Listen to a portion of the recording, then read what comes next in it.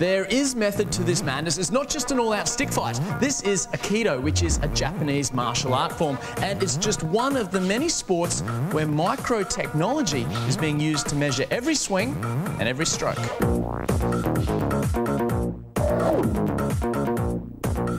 Installed on the swords being used are micro-sensors, measuring the inertia, or in layman's terms, measuring the changes of motion. The devices are collecting information hundreds of times per second.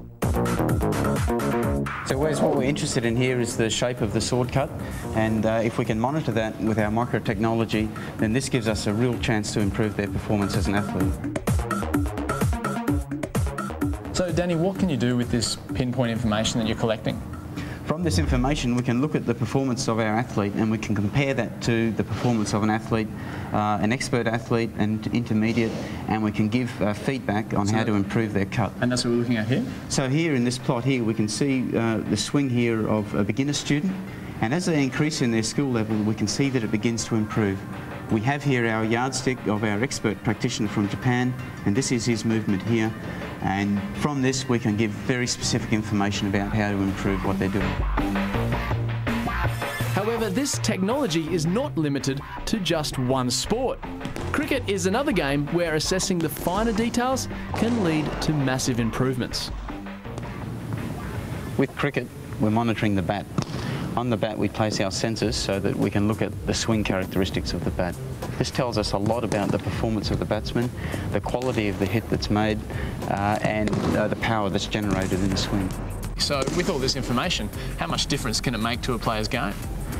This is information that we can take away with, and the player and the coach can look at in detail and make some corrective actions about the player's performance. The sensors provide objective data as a way to assess an athlete's performance. Every motion recorded provides a blueprint of what the athlete is doing and effectively how well they are doing. How's that? It can even be used for swimming. You see, with this device on my wrist, Danny and his team can examine my stroke and, more importantly, point out ways that I can improve on my efficiency. Swimming fast while using as little effort as possible refers to how efficiently you can travel in the water. Therefore, the less energy you use to swim at a faster speed relates to how efficient your stroke is. Okay, Neil, so how does my stroke look? No, yeah, not too bad. You can see here where you've pushed off the wall. You've done a fairly easy freestyle for it's taken you about 30 seconds to complete the lap. So using this one here, we can see the amount of roll that you've got in your body from left to right as you're rolling your arms over.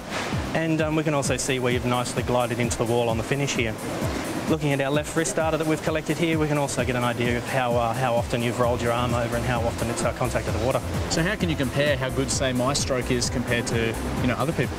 What we can do is we can compare you over multiple training sessions, so we can record this data and use it many times to see how you're improving.